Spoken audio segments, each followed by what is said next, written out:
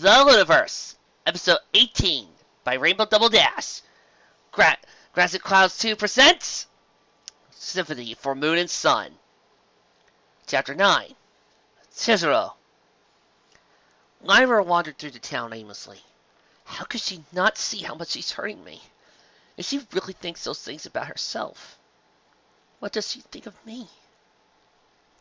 She had thought that Octavia really did care for her, respected her talents, valued her friendship. But if Octavia wasn't just exaggerating, if she really did believe that she herself was beneath contempt, was there any pony who could meet her standards? You were my mentor, Taffy. I wanted to be like you. You didn't know it, but I attended every one of your concerts when I was at the academy, even the ones you didn't tell me about. When you gave that performance at Symphony Town Hall, I took a train there, even though it cost me a week of my academic stipend. And now? What did Octavia really think of her? The cellist knew that Lyra was imperfect. She knew that Lyra overslept on occasion, procrastinated sometimes, that she had been known now and then to be a bit lazy. Was Octavia judging her, condemning her, behind those dark eyes of hers? It seemed impossible. How many times had Lyra was told how highly Octavia valued her, called her the greatest student she could ever hope for? But now, Lyra didn't know what the cellist felt. Does she hold me in contempt too? Lyra felt a stab of anger. I forgave her after what she did. I'm still keen to support her. If she condemns me despite that, maybe she's right. Maybe she isn't worth it. She had reached a fork in the road. One path led to the train station. I could go home, she thought. Go home and forget about her. But she was the element of loyalty. Octavia had helped her so many times. She deserved help now, when she needed it. Yeah, but if that happened again, what would she do? If she were to honestly follow her own principles, judge me fairly, wouldn't she decide now that I didn't deserve it either? She kicked a rock in the direction of the train station, watching it bounce away. Maybe I should just leave, she muttered. I shouldn't have to deal with this. In a few hours, I could be home cuddling Bonbon. Let her crash if she wants to fail so badly. The other fork in the road, she knew, would eventually lead her back to the castle. She could go find Octavia and try, once again, to make her understand. Pound something into that thick head of hers, but she didn't think there would be much point in that. The mare could be more stubborn than raindrops and Applejack combined when she tried. I wish we were back in the academy. Things were so much simpler back then. No politics, no elements, it was just music. Lyra's horn glowed, and her lyre appeared before her. She picked it up and started absently. We did such great things. Those recitals we gave, for a member of the court even. Sure, he was just a vice-count, but still. We played in front of that consortium of merchants, the academic board. The dean said that she was so proud of us after that last one. Doesn't she remember any of that? She paused. She had an idea. Okay, she said. I'll try one more thing. For her, I'll try once more. Nodding to herself, she turned on her hooves and returned the way she came. Lyra was not at the train station. She was not at her hotel. She was not in any of the parks she liked, or bakeries or candy shops. She wasn't at the Canterlot Mall. She hadn't gotten to see their mutual friends. Colgate, Lemon Hearts, Twinkle Shine. Please, do not have left town yet. Lyra, I'm sorry for what I said. Please still be here. Whoa! A shopkeeper sprang out of her way as she dashed through the market square. Slow down there, Mayor! Octavia did not slow down. She had to find Lyra, wherever she was. If she was still in the city, she had to be somewhere. As she crested the hill, she found herself rapidly approaching a stallion she knew. Viscount Prince Blueblood and a silver-glazed carriage were surrounded by his retinue. The caravan was taking up the entire street, so the cellist skidded to a halt. She had to find Lyra. But she couldn't do that as she plowed to a noble and got arrested. Hold! said Blue Blood, and his retinue halted in their tracks. Blue Blood loved that sort of pomp, Octavia knew, and was somewhat surprised he didn't have his pony salute as he got out of his carriage. Philharmonica, is that you? Yes, Viscount. I've been trying to reach you for 3 days. You have not responded to my messages, he frowned. I was about to send a postal to kill you, in fact. I have not been home in that time. I have been staying in Canterlot Castle. Oh, I see. He paused, then shrugged, as if agreed to overlook some fault. Well, at least we can talk now. I have heard that your Patreon has abandoned you, and in your moment of need, too. That is not your concern, said Octavia. Go away. Oh, but it is. Your music is sublime. Octavia knew that Blue Blood, despite his substantial education, was not the best at listening to music. He could rattle off the history of the sonata. Hi! But he couldn't hear the difference between a violin and a viola. His compliments were therefore meaningless flattery. It would be a shame if your career were ruined over some silly symphony, with your ally refusing to help. Why can't I? Said Blue Blood, holding up a hoof. As it turns out, Miss Philharmonica, I have a solution. He grinned. Greengrass, it seems, has abandoned you. How would you like a Patreon that won't? Join my side instead of his, and I can guarantee you access just as good as he provided. And something else, too. He chuckled. A certain medicine that I know of very rare, which causes obvious invisible illness for 5 days. My doctors will personally swear that you cannot go out in public unless you infect others. You have a perfect excuse for not playing the symphony. So that's your plan. You're just going to shout it out in public? Well, I guess you haven't realized that your hoofmare there is on Greengrass's payroll yet. But Octavia didn't have time to waste mocking Blue Blood for detailing his political intentions to precisely the wrong pony. I'm not interested. Not Philharmonica. This could save your career. Luna isn't stupid. She wouldn't know what we did, said Octavia. Besides, I don't flick on my performances. So he began to hurry by him. Excuse me. Hold! The smart thing to do would be to humor the stallion, Octavia knew. But she was tired, stressed, and had no time for the idiot. If I succeed, you won't be able to touch me, Blue Blood. If I fail or don't show, I've lost everything. There'll be nothing more you could do to me. She glared at him. Now, excuse me. And she left. Blue Blood stared as he galloped away, and then he turned back to his retinue. To the castle. I must speak with Duke Greengrass at once. How could she be so willing to do this, even when offered a way out? She and Greengrass must be plotting something. Some way to pull off the symphony. He narrowed his eyes. Let's see what he has to say for himself. The Music Academy.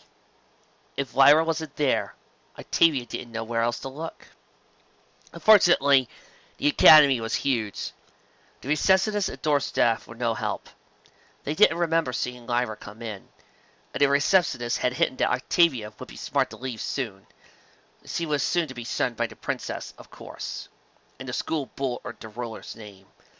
They couldn't be associated with any pony she disliked, but Octavia had ignored this advice and pressed on. Lyra wasn't in the practice halls, nor was she in the cafeteria, the academic classrooms, the teachers' offices, or the quad. After a full hour of running all over the campus, Octavia had made no progress whatsoever. She must have caught the train to Ponyville, or someone else. If she took the train, she could travel to any city in the country. I would never find her. But she couldn't convince herself to give up just yet. As long as there was a chance that Lyra was nearby, that she was still in town, Octavia would keep looking. She wouldn't give up unless there was absolutely no help at all. Why is it that I only realized how much I needed her once I pushed her away? I'm a fool. No, not yet. I won't give up yet. There's still a chance. Even the hardy Octavia was becoming tired by all of her exertion. As he reluctantly paused her search to purchase a bottle of water from the cafeteria. I don't suppose you see a sea green now with a hot for a kitty mark, have you? She asked the cafeteria mayor. Nope. Sorry, hon. Hey, fries. Octavia gulped the water down as quickly as she could, eyes darting around for any sign of her friend. Where else was there? The campus didn't have many other areas that were open to the public and alumni. Library, maybe, but Octavia couldn't think of what Lyra would be doing there. She already had a copy of the Symphony score, and Octavia doubted that Lyra was much in the mood to learn new music at the moment. There were also a few athletic fields, the pool, and a small shopping area for music-specific supplies, reeds, staff paper, metronomes. Octavia didn't know why Lyra would be at any of those places either, though. Still, she had to look. Octavia? Octavia Philharmonica? Octavia had to turn to see Dean Canterville. Behind her were 3 large ponies with security badges. Oh, right. I'm not allowed to be on campus anymore. Octavia, said the dean, approaching, you're not supposed to be here, and you know why. I'm looking for a friend. Sorry, I need to ask you to leave. Her eyes narrowed. I sympathize with you, but this school is endowed by the princess. She sits on the board of directors. We can't risk offending her. Her too. Are Lyra and that burglar the only ponies who'll stand by me? Dean, I need a little time. You know how much money and how many students I have brought here. Whatever the reputation... I'm sorry, I don't have a choice. Canterville nodded at the guards. Please, don't make a scene. Dean, if you'll just give me a chance. Octavia spun on her hooves and took off at a dead run. She spent most of her days balancing an instrument that was big as she was, and quite heavy. Her legs were quite strong. As a result, she was a good distance across the quad before the others could react. Hey, get her! Octavia sped up as the guards began to pursue her. I probably won't be able to search more than one area before they catch me. Library. That's the most likely place left. Lyra, please be there. I need you to be there. Octavia burst into the library, dashed past the startled librarian, and darted into the stacks. If she's here, it's probably for information on the symphony. That one should be up on the 2nd floor. Okay, stairwell is there, but they'll see me. She smiled ruefully. That cat burglar would be useful here. Fine, I'll just have to be fast! She approached the stairs, took a breath, and raced up. Not fast enough. She's up there! It was a whisper. Clearly the guards didn't want to attract attention. But in the quiet library, Octavia had no problem hearing them. Her ears were powerful enough to tell ponies apart by gates. Whispers weren't hard for her to pick up when she was listening. Hurry! She topped the stairs and continued down the rows. Music from 1 millennia ago. Music that lasted for more than 40 minutes. Music from that time, of that length, of the right genre. She turned to the aisle. Lyra wasn't there. Don't panic! She might just be on a side table! Meanwhile, she could hear the guards making their way up the stairs. Keep listening. She made it to the nearest open area. A few ponies were working at desks, but Lyra was not among them. She was nowhere in sight, and as far as hearing, Octavia heard the faintest hint of Lyra music. Yes! That way!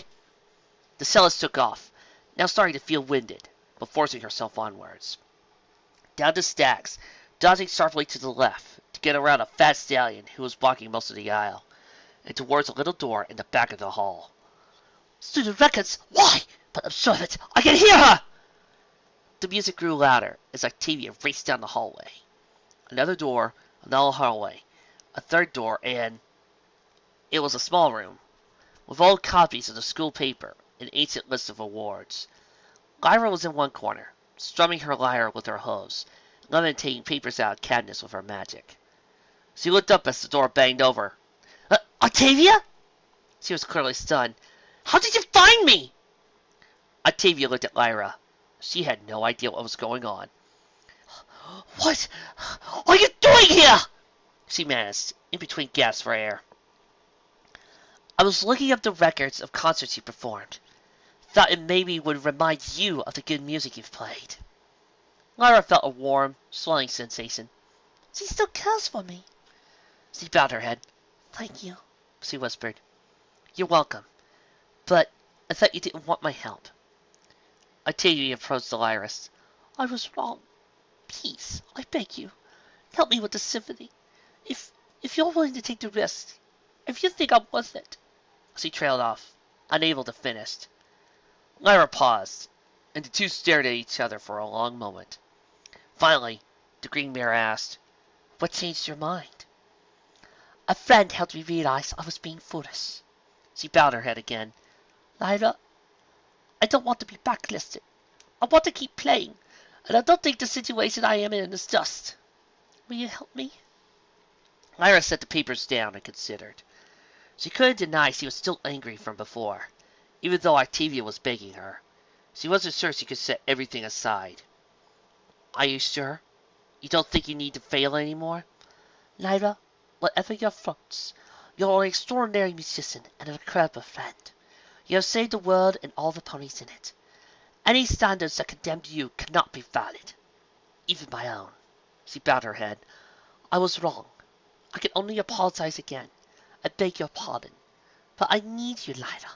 I can't do this by myself. I can't even focus on the music. I'm scared. Scared that I will never play again. That I will have nothing left. I need a friend. Please." The Green Mare hesitated, and then smiled. She didn't seem to be quite clear on what exactly had happened, but she looked happy nonetheless. "Of course, Octavia. That's all I—" Octavia smiled in relief. "Thank you." Then some pony pounded on the door.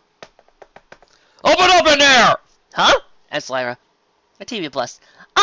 I should have probably mentioned that I'm technically no longer permitted on the premises." Lyra stared, and then burst into giggles. Let us again turn back the clock to the 39th attempt by Sweet Song, 600 years post-Celestia. Offbeat looked out the stage and could not quite contain his grin. Finally he would either get a fraction of his due or be free of that millstone around his neck forever. His sister, Sweet Song, was what would be called a savant by their parents. That was a very fancy word, despite being only 6 letters long, but Offbeat knew what it meant. It meant she could do only one thing, in her case, play music. She couldn't do anything else. She couldn't feed herself, dress herself, or stay out in public for long without supervision. But she could play music. She certainly could, so she was still the flower and joy of the family. The others had to take second fiddle to her, always and forever, because of her superlative talent. But wasn't that fair? No. It was not. Every pony loved her. They said her music was spectacular. And it was. But of course, that was all she had to do. She wasn't capable of attending school with other foals, so she could stay home and practice. She wasn't capable of doing chores. Hey, Offbeat was pretty sure she wasn't capable of speech. So she remained in her room all day, doing the only thing she could, practicing her music for hours upon hours. Was it any wonder she was good? Meanwhile, Offbeat went to school. Offbeat did more than his share of chores around their household. Offbeat even got a part-time job, a long and tiring route delivering papers, so he could have a few bits of his own. And of course, he practiced music. Was he as good as Sweet Song, who thanks to her disability could spend 16 hours a day playing? No, but he was still decent, and he had qualified for the music academy. If the family had the money. But no, it wouldn't help to pay for the medical care Sweet Song required. If it wasn't for her, Offbeat thought several times a day, I wouldn't have to work so hard, and I'd have more time to practice. His schedule was reasonably rigorous. Yes, he did spend evenings out partying with friends, or weekends sleeping in. But he wanted to have some relaxation, and he did manage to squeeze in several hours of practice a week. I'd be able to buy a better violin, a good tutor. My family could send me to the academy. I could get really well known. But no, she had to ruin everything, because she's sick, and so we all had to suffer for her. Offbeat had gone to a community college near his family's home. He majored in business and made good grades. Upon graduation, he had been planning to head to Canterlot and trying to make his own way there. But his parents corrected him. "Sweet Song needs an agent," they said. Couldn't you try? She paid you well, and besides, she doesn't trust many ponies. "Well, of course. She just relies on me and you, 'cause we're here, and we've made it clear that we'll suffer as much as she needs to for her sake." Offbeat had been prepared to refuse, snap at his parents that he was done with her. But then, he'd had a better idea. He'd have his revenge. He showed the world that, behind Sweet Song's beautiful performances on stage, lay the total helpless wreck, who could only exist as long as he could drain others around her.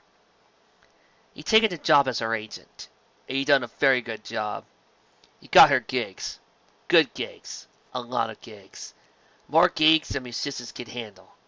Enough to push even Sweet's talents to their limits. And he smiled from the sidelines, waiting for her to crack or crumble on stage. One failure was all it took for the music world to pass her over. Then he had the perfect reason to abandon her and get a real job. But somehow, she managed to play everything. It kept her up at all hours to learn the music. Her health was clearly suffering, and he could tell.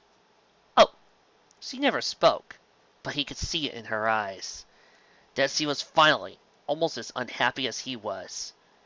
He saw her at night, sometimes, crying as she tried to master some absurdly difficult piece that Offbeat had scheduled her to play. But she played nonetheless, taking all challenges he could throw her. He had been enraged. Could nothing stop her? "Dear Offbeat, you are an idiot. Thank you." Then he learned of the symphony.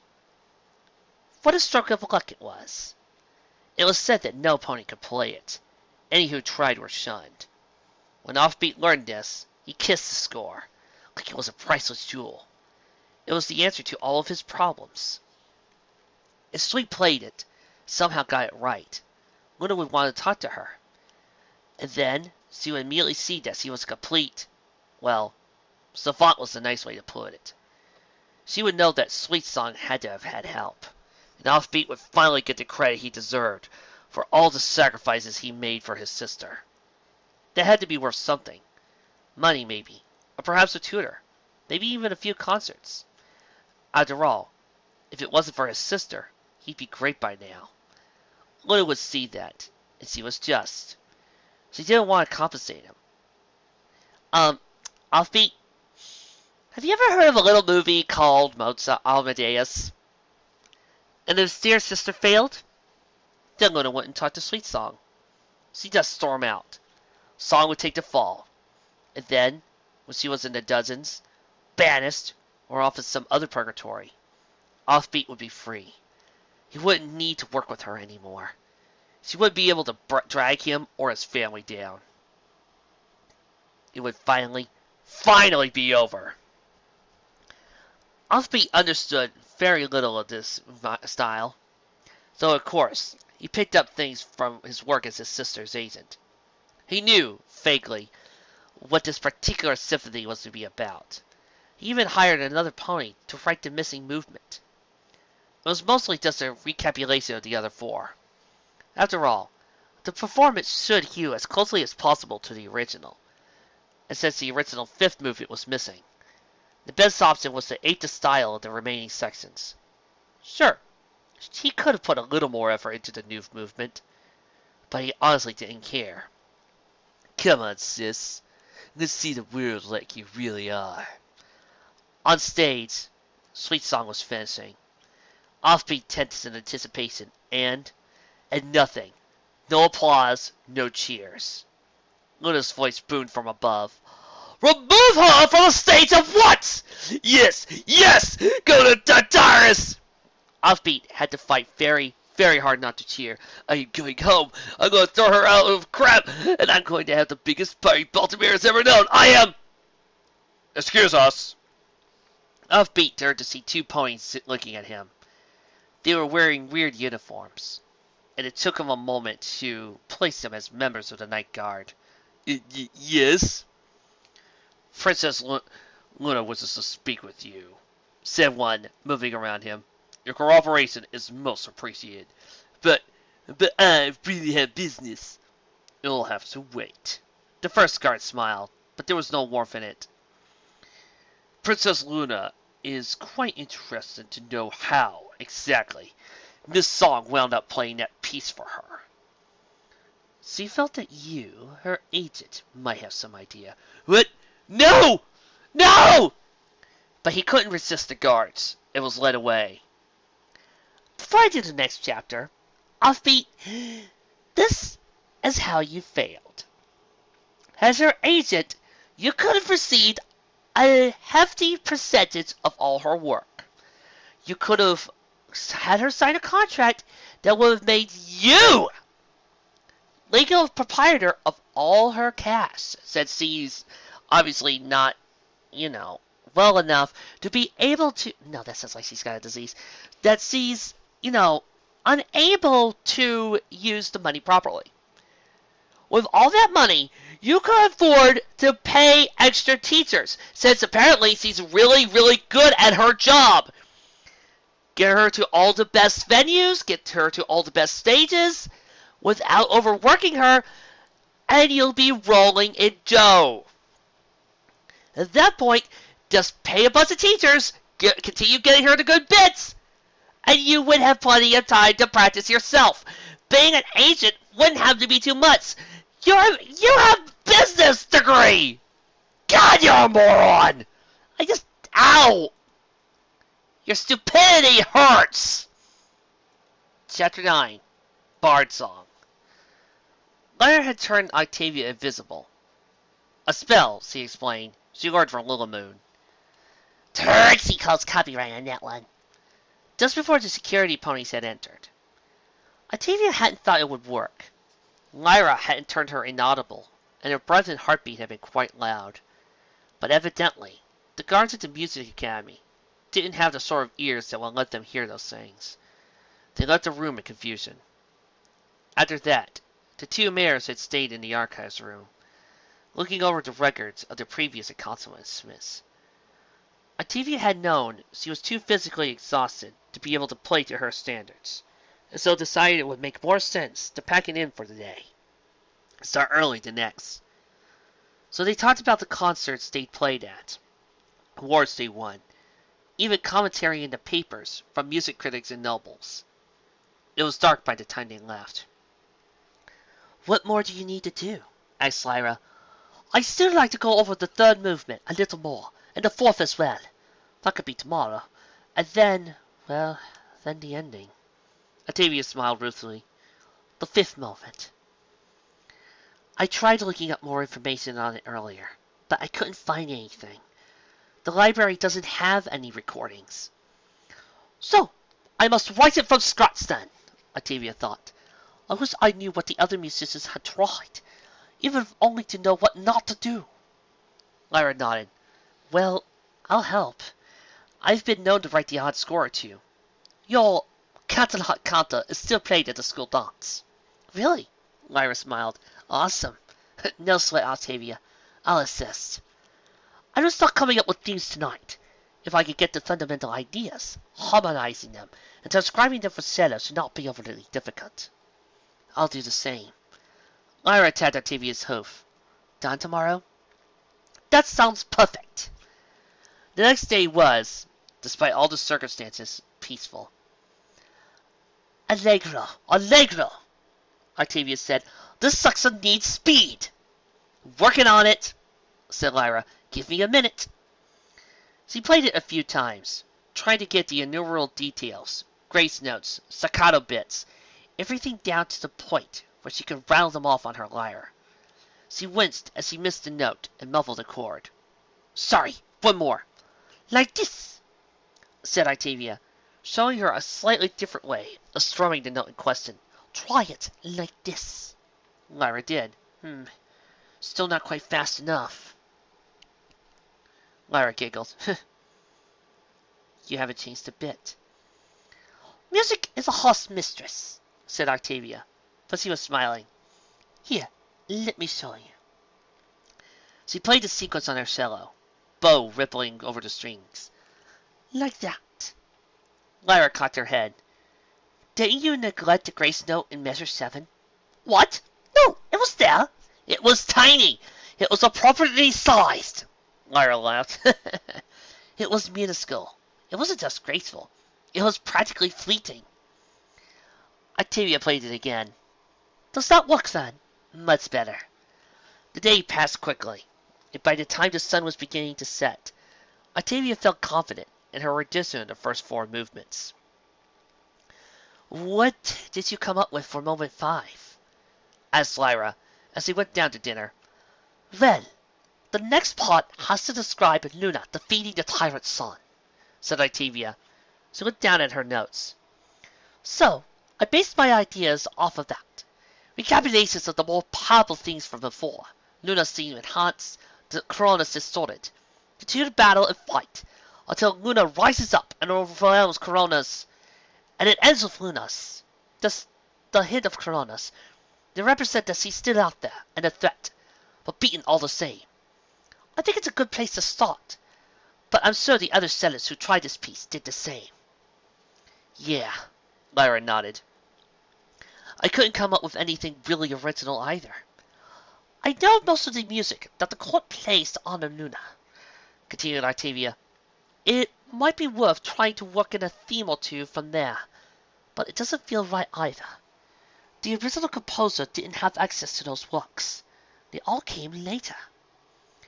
It's still probably a good thing to think about, said Lyra. I mean, she likes the court songs, or she wouldn't have them played, right? I suppose, Octavia frowned, but I don't think it'll be enough. The music needs to represent Luna and Corona. But I don't know Luna at all, and thanks to stars, I've never met Corona. As for the works usually played in public, well, being a princess requires a persona.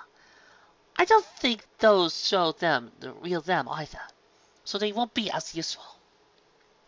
It's too bad you can't talk to Luna, said Lyra. I mean, not as an interview, but just chatting. I bet that would help. I suppose I could write Luna Moon and ask what Luna is like in her more personal movements, thought Octavia, but no. I don't think even that would be enough. Luna Moon knew Luna when the realm was at peace, and Luna was calm and regal. If that was all I needed, I could probably get it from the first movement of the symphony. I would need somebody who has seen Luna, and preferably Corona too, facing each other. Obviously, I could figure out that Luna had won, but the fine details. She trailed off. She understood now. She had something none of the other musicians had been so fortunate to have. She had a friend. A very special friend. And so, she had a chance. Lyra? What? Octavia bowed her head. You were there. When Corona fell the second time. When her sister stood up to her. You saw it. Please, teach me about the battle of moon and sun. I feel like a fool, grumbled Octavia. Lyra smiled. Now, Octavia, I'm a bard. This is what I do. Trust me. Octavia was standing in the grass, in a small park in Canterlot. Lyra had insisted they be outside while she told the story. It would, she said, help set the appropriate mood. A few other ponies were nearby, foals playing in the grass, under the watchful eyes of parents. But none were paying attention to the 2 musicians. My coat will get grass stains and— Oh, hush. There's nothing wrong with a bit of green in your coat, said Lyra. Octavia smiled lightly. All right. She settled down on the grass. So Corona and Luna, how did they, well, interact? Lyra looked up and began to strum her lyre. Tlong. It was weird. I mean, when we met Corona earlier, in Ponyville at the castle, it was like in the books and fairy tales. Tlong, tlong, tlong. So he began playing a fast, rapidly shifting chromatic scale. A nervous and tight series of notes. Tlong, tlong, tlong, tlong. The sun herself, beautiful and mad. She demanded our loyalty, threatened to kill those who resisted. She kidnapped my bonbon and a bunch of others. She was a monster. Octavia already knew this about Corona, but she didn't say anything. She wouldn't interrupt one of Lyra's performances. When she had us cornered in the castle, that was the worst. See, we've been struggling all day to find the elements, but we were just rocks, and we couldn't figure out how to use them. Trixie had been cursed by Poison Joke, so we couldn't talk or see her. Carrot Top and Raindrops were cursed too, and I was half dead from exhaustion. I used a ton of magic fighting monsters on the way. We barely managed to fight off of her minions, and then she showed up, and she... she mocked us! We were like ants in front of her, and she just laughed at how weak we were. She was going to kill us, and there wasn't anything we could do about it. And she knew it. Da-da-da! Da-da-da-da-da-da-da-da! But, well, we became the elements, and we beat her. She crashed into another tower, and we all collapsed right afterwards. Then Luna came back, and she was really proud of us. Lyra grinned. The princess bowed, in gratitude for what we've done, in defeating her sister again. She played for several minutes, without saying anything else. The tune was light, simple, and merry. Do do do do do do do do ding ding ding ding ding ding. The song, a sort of song a victorious army might whistle as they marched home. And then slowly it changed, with more complexities laying on it until it was difficult to follow. But then it got strange. We followed Corona and she was scared. Of her sister, a little at the end. But also for us. Scared? She spoke about how we ponies needed protection. A strong ruler to guard us from monsters. The music grew more intense, almost violent. We belong to her, she said, but it wasn't like she was some fool who didn't want any pony to play with her toys. She sounded like an overprotective parent who tries to control her foals so they won't get into trouble. She went down. I felt almost bad for her. And Luna? Whispered Octavia. It felt impossible to think of the tyrant's son as anything but a soulless, devouring monster. But if what Lyra said was true, there was more to Celestia than just the prey to sanity. She was sad, said Lyra. The music became stronger, but shifted into a minor key with dark, diminished chords. She didn't want to hurt her sister. After 1,000 did, yes. And what she did, really? She begged Corona, Celestia, Tia, she called her, to give up and get help. She was almost in tears. At the end, she did try to steal her away again, so she could protect us, and she didn't shy away from that.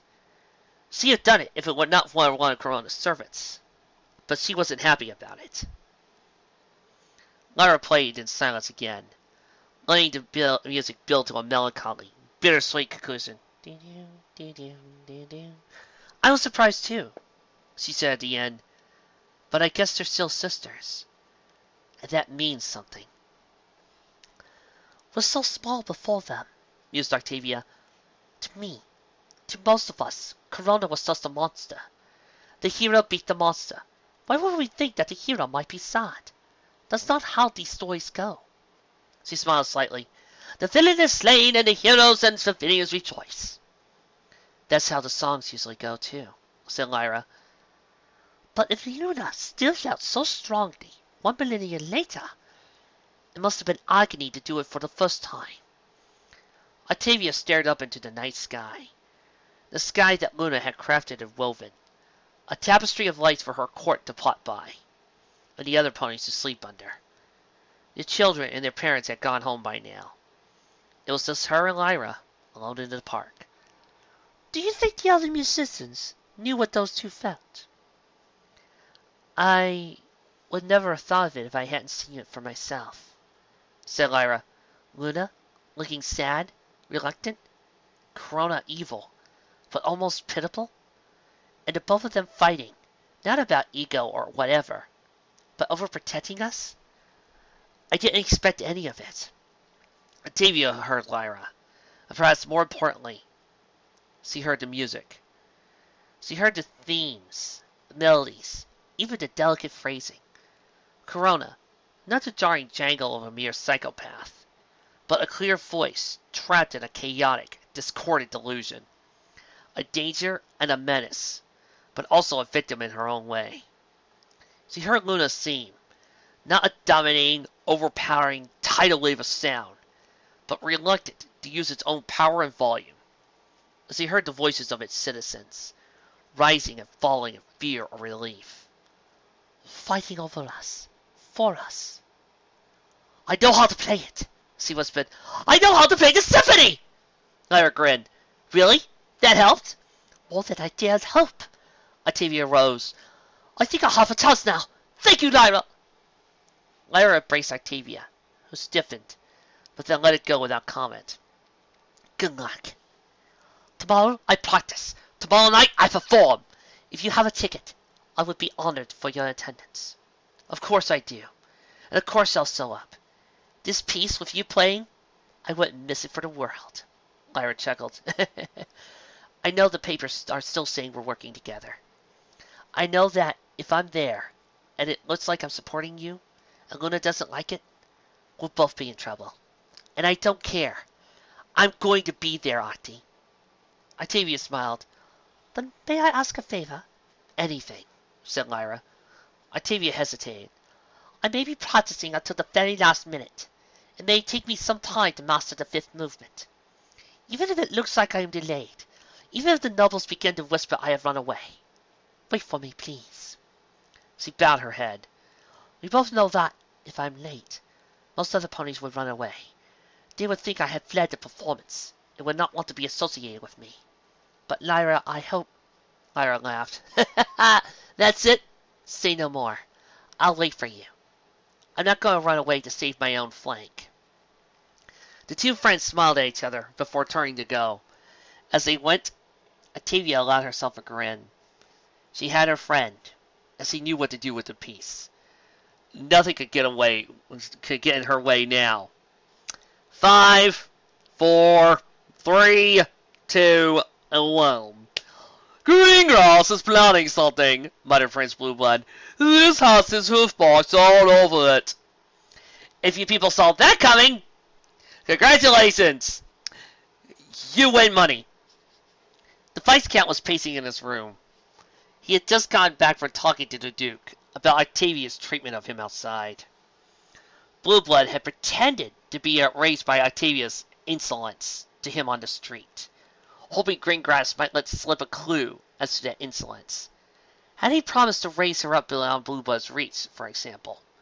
Or was perhaps cutting her loose and inducing her to flail at others in self-destructive disrepair? But Greengrass hadn't said. He only offered to let Blueblood use Octavia for a job if he wanted, in order to make up for the slight.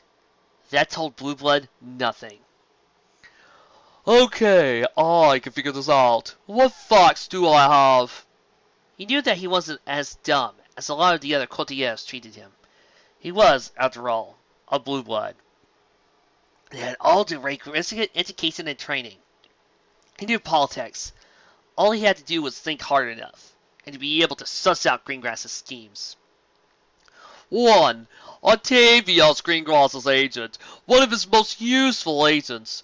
She has every access to the noble in the castle, thanks to her musical ability, and apparently she can identify ponies by ear, so she's good for security too. He nodded.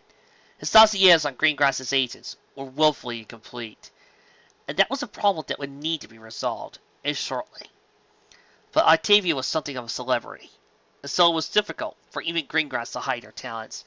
2. Octavia's playing the Symphony for Moon and Sun, which has wrecked the career of every musician who has ever played it.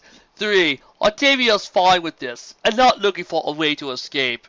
4. Greengrass is also fine with this, and has a forcer to cool it off. He paused in his pacing, to glance around his richly appointed living room. Horseshoe, a cup of mulled wine. Yes, sir. Okay, so she's going to ruin her career, and Greengrass will let her. But why? Blueblood frowned. What possible reason would there be? Horseshoe came in with the wine. Blueblood took it and curtly dismissed her. He wanted to stay on his train of thought. Possibility 1. With her career as a musician dead, she could be in a position to switch another. Suppose Greengrass wants her as his head security. This would give her an excuse to do that and stop performing. He paused. No, she wouldn't agree to it. From what I know of her, she lives to play music. She never agreed to give it up, so she wouldn't agree to that plan. Besides, if Luna hated her, Greengrass using her, even for security, could cause him problems. Second option, Greengrass is throwing her overboard and forcing her to play this piece so she has to leave town. She won't be able to perform here over anymore if she screws it up. So she would have to go somewhere else far away from the court. He thought. It wasn't a bad idea, but there was one major flaw. Octavia wouldn't agree to that either, though. She wouldn't let him kill her career. And that's what was going on. She had taken my escape route. He supposed it was theoretically possible that some mayors would feel honor-bound to play at the concert, and try not to get out of it with lies. But Octavia wasn't one of them. She agreed to work for Greengrass and sell out her friends to get better performances. So honor and honesty were clearly not high on her list of priorities. She had taken Blueblood's offer, and she thought it was the best chance to save her career. Or third option, they think they have a way to play the piece to Luna standards. It seemed impossible. Blueblood knew the history of this piece. His education had included a thorough grounding in all kinds of cultural classics. But it was the most likely possibility yet. If she could do it, Octavia will impress Luna. She may even be made a court musician. And then Octavia gets what she wants. Recognized as a great musician, and Greengrass gets an agent right next to Princess Luna. He paused. Makes perfect sense. That must be the plan. No, that is not going to happen. Blueblood was working with Greengrass on the Gala project, yes. But he wasn't comfortable with letting all of the Earth Ponies' other schemes work out as well. Greengrass already had too many agents in the court. Clerks, secretaries, maintenance ponies. It was even rumored that a few members of the Palace Guard were on his payroll. Blueblood didn't want Greengrass getting yet another highly placed agent. Besides, he's been making all the big moves lately. I think it's time I remember to hit the court that I'm a capable politician in my own right. I'll be the first pony in quite some time to take on Greengrass and win.